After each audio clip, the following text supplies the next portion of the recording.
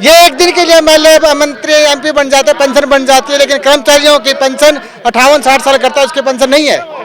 अब की बार कर्मचारी सिर्फ ओपीएस के लिए वोट करेगा। देखो इसमें ऐसा है जनाब, अभी 4 से 5 स्टेटों में जो पुरानी पेंशन जो स्कीम है उसको लागू कर दिया गया है और निश्चित तौर पर जैसे जैसे चुनाव नज़दीक आ रहे हैं सरकार प्रेशर में है और निश्चित तौर पर हमारी मांग लागू होगी।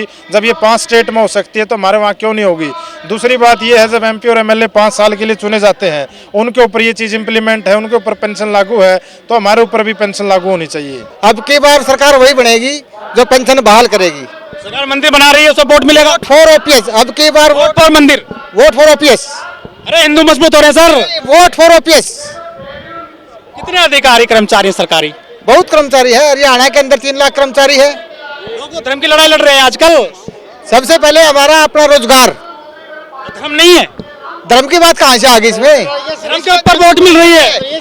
ये मीडिया का है, गोदी मीडिया प्रचार है। ये आम जन को क्या चाहिए? रोजगार, शिक्षा, स्वास्थ्य, इन चीजों में देश मजबूत कर रहे हैं मोदी जी, आपके खट्टर भी नहीं कर रहे। खट्टर तो खटारा, मोदी गोदी कुछ नहीं है, सब बेकार है सब। इससे पहले भी हम आए थे यहाँ जंतर मंतर पर पुरानी पेंशन बहाली की मांग को लेकर के।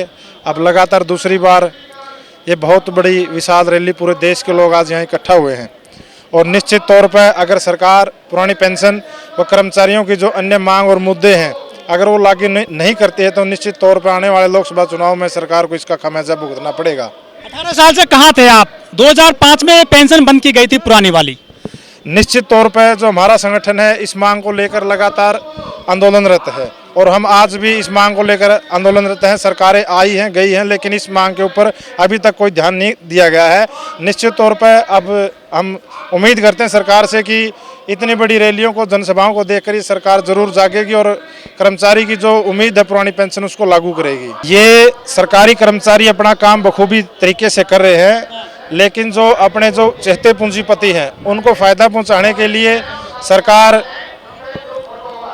कच्चे सरकारी महकमों को बंद करके और ये कच्ची नौकरियां ठेकेदार के माध्यम से लगा रही है। अब जैसे हरियाणा के अंदर HKRNL और जिसे HSSC है जो हरियाणा स्टाफ सिलेक्शन कमीशन है जिसके थ्रू रेगुलर भर्तियां होती है उसको बंद करके धीरे धीरे अपने चेते पूंजीपतियों को, चेते ठेकेदारों को इन महकमों को सौंपने जा रही है। बिठा दिया देश का 9 साल से। मजबूत हो रहे हैं सर, हिंदू मजबूत हो रहे हैं। इसमें हिंदू मुस्लिम की बात मत करो हमारे साथ। हम कर्मचारी हैं और अपना काम करते हैं, सरकार की नीतियों को लागू करने का काम करते हैं, पब्लिक के अंदर उनकी योजनाओं को लागू करवाते हैं हम और इनका जो नीतियां है वो जनता का पुतला काम कौन करता है? कर्मचारी। बदलाव होगा, बिल्कुल बदलाव होगा, हरियाणा में, देश में, पूरे देश में होगा। लेकिन मोदी जी मजबूत प्रधानमंत्री हैं। कोई बात नहीं, इससे और मजबूत प्रधानमंत्री आएगा।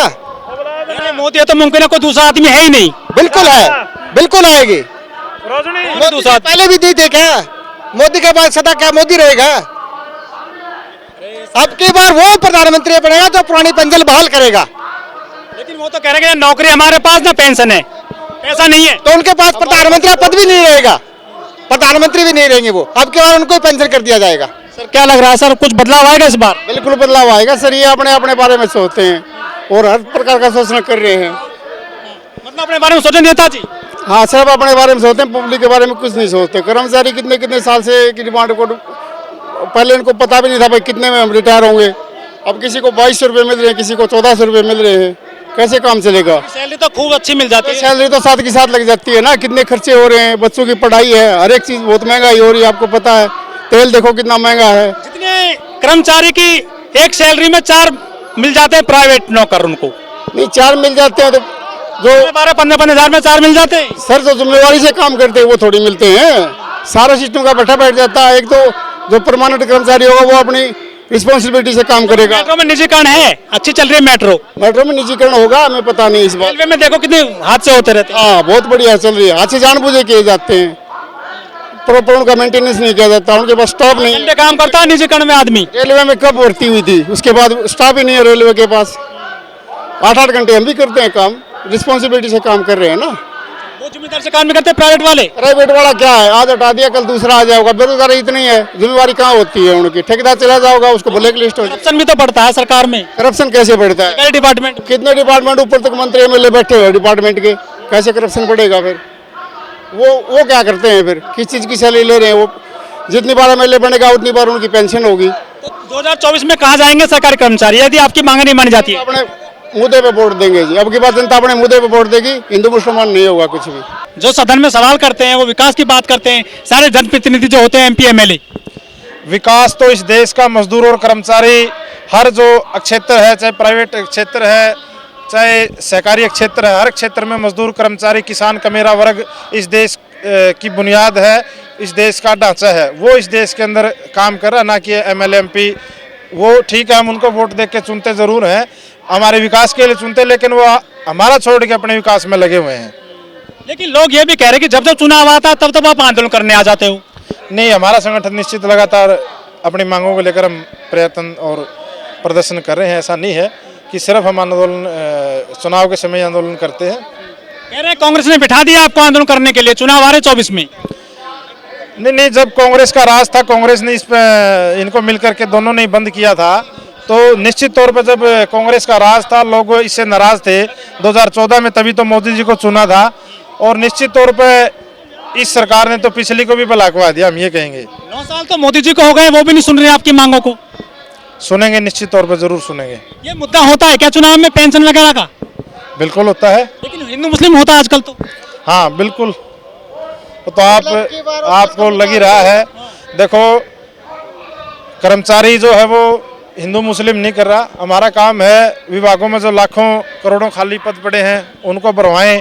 कच्चे कर्मचारी जो कई सालों से कच्ची नौकरियां कर रहे हैं, ठेकेदार के माध्यम से उनका शोषण हो रहा है, उनको रेगुलाइजेशन करवाया जाए। सरकार ने जो 18 महीने का जो डीए कर्मचारियों का रोक रखा है, तमाम तरह के कर्मचारी के इशू है, उनको लेकर के आज हम यहाँ इकट्ठा हुए हैं।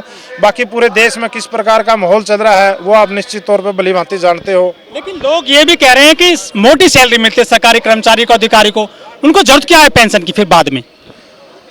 देखो, ये चीज़ें, मोटी सैलरी, सरकार ने जो 7वां वेतन आयोग लागू किया था उसके अंदर पूरे स्लैब इन्होंने फिक्स कर दिए हैं। उसके अंदर कोई सरकारी कर्मचारी को इतनी बड़ी और मोटी सैलरी नहीं मिल रही। और आने वाले समय में जो अगला 8th पे कमीशन है वो भी सरकार ने फ्रीज कर दिया है, वो बंद कर दिया, आगे से वो लागू नहीं होगा। सरकार तो निजीकरण करते जा, जब निजीकरण होता है सरकारी डिपार्टमेंट का, तब आप जो है विरोध करने क्यों नहीं आते हैं सरकार का? आप अपनी पेंशन के लिए तो आ गए हैं, सरकारी नौकरियां खत्म हो रही हैं, कभी आपने विरोध नहीं किया इस तरह से? नहीं, निश्चित तौर पर हम विरोध कर रहे हैं लगातार सारी चीज़ों का, चाहे वो निजीकरण की बात हो, चाहे नौकरियां खत्म हो रही हो उसकी बात हो। आज हरियाणा प्रदेश से मैं आता हूँ, हरियाणा प्रदेश के अंदर लगभग 1,90,000 पद खाली है। स्कूल जो खत्म किए जा रहे हैं सरकारी चलायु योजना के तहत, आपने आंदोलन किया? निश्चित तौर पर कर रहे हैं हम। तो फिर क्यों हो रहे स्कूल बंद? क्या करें, सरकार लगातार कर रही है इसमें। तो आप ही दे रहे हैं सरकार को, वोट हम दे रहे हैं, लेकिन कहीं ना कहीं जनता को भी जागरूक होना पड़ेगा। अकेले कर्मचारियों से सरकार दबाव में आने वाली नहीं है। तो आप ही डलवाते हो सर, आप ही बनते हो वहाँ पोलिंग बूथ पे ऑफिसर, आप मशीन लेकर जाते हो, सरकार के लिए काम करते हो आप। हम सरकार के लिए सिर्फ काम करते हैं, पोलिंग मशीन या उससे सरकारी कर्मचारी वोट डलवाना ना डलवाना, किसके पक्ष में डालना किसके पक्ष में नहीं डालना, हम निष्पक्ष होते हैं इस चीज़ में। वो जनता का काम है, जनता किसको वोट दे किसको ना वोट दे। जनता के सामने हर पॉलिटिकल पार्टी अपने मुद्दे रखती है और पीछे वो क्या करके आई है वो निश्चित तौर पर जनता को तय करना चाहिए। पेंशन तो मिलेगी नहीं क्योंकि सरकार वीआरएस दे रही है पहले से ही। कोई नहीं, पेंशन देनी पड़ेगी। अब की बार हम वोट अपनी पेंशन के लिए करेंगे, न कि नेताओं की पेंशन के लिए।